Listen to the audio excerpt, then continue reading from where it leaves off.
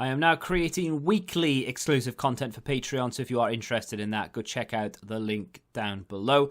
And of course, if you want to avoid the random lottery of FIFA points, you want to go straight to the source, buy the players directly, use u7buy.com and use the code TVM at checkout.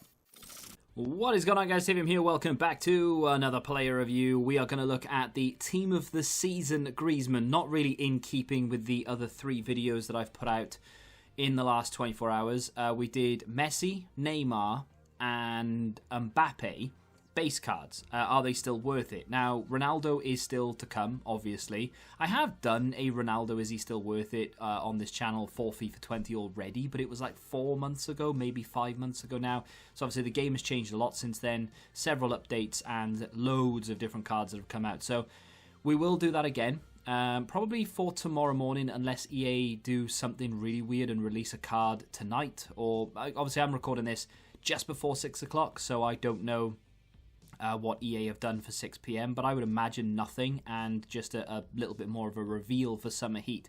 So Griezmann is currently valued at between 550 and 650, so there's a big jump there. To be honest, if you include PC in that, because it does annoy me when people don't include PC, between 550 and 750, because the PC price is very, very high in comparison. I am actually playing on PC as well. 97 acceleration, 96 sprint speed, 99 positioning, 98 finishing, 90 shot power, 91 long shots. I mean, the passing is fantastic as well across the board, as well as the dribbling, and the physicals are very good. Like, there's an awful lot of high 90 stats here. 95 vision, 94 short passing. Those are the only two I really care about. He does have 94 free kicks as well. You won't see too much evidence of that within the video, but still worth noting. And of course the dribbling, 98 agility, 99 reactions, 98 ball control, 95 dribbling, 97 composure. The only stat not in the high 90s is balance, and that is just 90 itself. And then the physicals, 99 for jumping and stamina, 86 aggression, and then 74 strength. So that, I mean, that's a good CV, right? Or resume, depending on where you are in the world. 4-star skills, 3-star weak foot, high work rates, which is not ideal, unless, of course, you play him as a cam. In a 4-2-3-1, that might work. I didn't do that personally, had him as a striker for most of it. I did actually put him out on the left for a little bit as well. You'll see evidence of that with a couple of balls into the box, but I mainly had him as a striker. The one thing I'll say about him is that he causes me so many problems when I'm playing against him. Him and Heung-min Son are the two cards I literally dread playing against. I don't mind playing against Messi's or Mbappe's or Ronaldo's, whether they're Team of the Year, Team of the Season, doesn't make a blind bit of difference. I don't care about playing against Eusebio's icon card.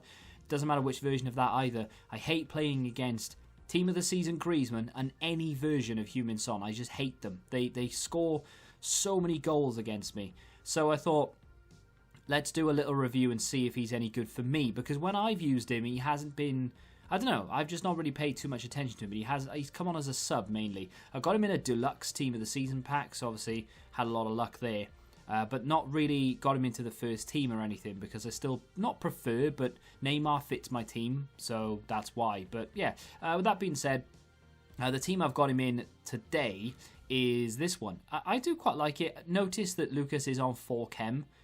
He's up there at right wing, and I don't know why, I just completely ignored it. It's the same squad, incidentally, that I reviewed Neymar in, but the difference is, of course, that Griezmann is there, and there's a small difference with the fact that Lucas is playing at 4 chem as well, instead of Gnabry and Thiago. I don't know why I didn't, I mean, I just switched it up, and then just completely forgot that Lucas was off chem, but it is what it is. Anyway, with that being said, let's get into some of the clips here, because the first game, I've actually, when I was reviewing Messi, I was playing quite badly. I wasn't really doing too well. The game didn't feel great. This is a different session. This is a different, I would say a different day. Technically speaking, it's not a different day because I did Messi in the early hours, but this is sort of early afternoon, so it technically is the same day. But the gameplay felt a little bit different. There are different accounts as well that I did Messi on, so the gameplay felt a little bit better.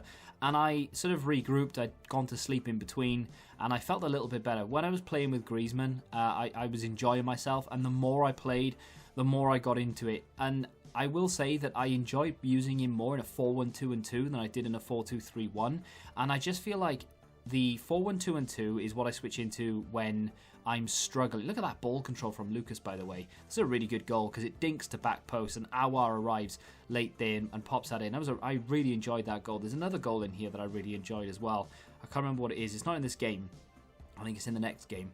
But yeah, the 4-1-2-2 is what I use when I'm struggling to break down my opponent in a game. And maybe I can't get many chances. Maybe the way he's set up is just countering the 4-2-3-1. So you switch into the 4-1-2-2 and all of a sudden I'm gung-ho, more or less. It's not great defensively. I do struggle to defend with it, which makes sense because the players are sort of more spread out and maybe a little bit more narrow in certain places, and you try and counter that, so then you end up spreading too wide. You know, there's various reasons why the 4-2-3-1 is better than the 4-1-2-2 in terms of defending, but in terms of attacking, Griezmann was just in his element in this formation.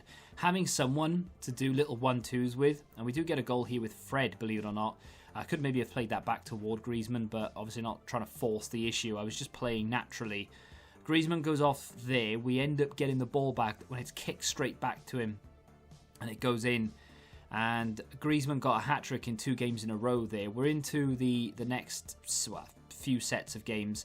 There are a couple of certain circumstances, English, where he will miss the target randomly, and I think that's more down to just FIFA in general rather than anything else. I'm not going to blame the card specifically. He does have a 3-star weak foot, but he does have outside of the foot shot trait, which obviously will counter it for the most part. His finesse shots are very good. If you play him on the right side and cut in on the left foot, you can score some real nice goals. I did with Messi. He's of course left-footed as well. But Messi has a 4-star weak foot and outside of the foot shot trait. So playing him as a right wing, cutting in on that left foot, isn't as bad as playing Griezmann out there, because Griezmann doesn't have a very good right foot. So if you need it, you are going to struggle. So for instance, for an early cross, because I like to play an awful lot of early crosses across the sort of face of the goal, in that sort of corridor of uncertainty, if you will. And with Griezmann playing on this left-hand side, you can do that quite well because, of course, he's left-footed. So in this situation, for example, we play it to the back post. It doesn't quite work out this time as it did in the first set of clips. But you play it in with that left foot. With the right foot, it's not ideal. However, with that being said, in front of goal, his right foot isn't actually that bad. I didn't really think it was too much of a problem. I think that outside of the foot shot trait definitely helps him. In terms of the other weakness, strength, really. I mean, he's, what is he in terms of height? 5'9"? Yeah, he's 5'9", which obviously isn't ideal. He does have, there's a ball there, right on the line down there that hasn't been cleared off. Can you see it? It's really off-putting. Anyway, what was I saying? Yeah, the height can be an issue in terms of his strength. He does get sort of, not pushed off it, but sort of leaned into an awful lot, and the balance is the lowest of the dribbling stats, so it can go against him. Playing against Griezmann, he just causes me all sorts of problems. He's always in the right place at the right time. He never really misses the target. And when he is on the weaker foot, he still manages to score goals against me. So that's why I'm not too concerned about the weak foot, because he always seems to punish me. So I'm guessing you could probably do that to other people as well. I didn't take too many shots with the weaker side because I was never really in a situation where I needed to. Like, that goal right there is a right foot, but it's in one of those situations where it would be harder to miss than it would be to score, right? So take that with a pinch of salt. I just really like him. I think for the price, though, that's where it throws up a little bit of, are there better cards out there for that money? Because he does have an awful lot of good stats, and of course, trait-wise, I mean, flair, chip shot, outside of the foot shot, and then of course he does have the finesse shot as well. So there's an awful lot going for him, and an awful lot of reasons to want to have him in your team. His positioning is some of the best. He's really, really quick. His dribbling is really good. There aren't really too many negatives. In a 4-2-3-1, using him as a cam as well. Not ideal because of the weak foot, but the high defensive work rate could actually work in your favour there if you are the person who would benefit from it. So like Heung-min Son, for example, as a cam in a 4-2-3-1 is sensational. One of the reasons for that is because he has a 5-star weak foot, but the other reason is because he has a high defensive work rate, which means he comes back into the midfield to help out a little bit so you don't get overrun in midfield. And Griezmann does that as well. The only problem with him, of course, is he doesn't have that 5-star or even 4-star weak foot to back him up. So definitely a couple of issues here or there, but nothing that I would say is off-putting. I would definitely recommend him. I think you get what you pay for at the end of the day. It's a cliche, but it's true. I do really like him. He is top notch. And yeah, I would definitely recommend him if you are looking for a new left wing or indeed a striker. Let me know if you've enjoyed the video, and if you've used the 96 Griezmann yourself and what you think of him. If you have enjoyed the video, hit that like button, subscribe to the channel for new, and until the next time, goodbye. Football Index. The game changed. Download the app now.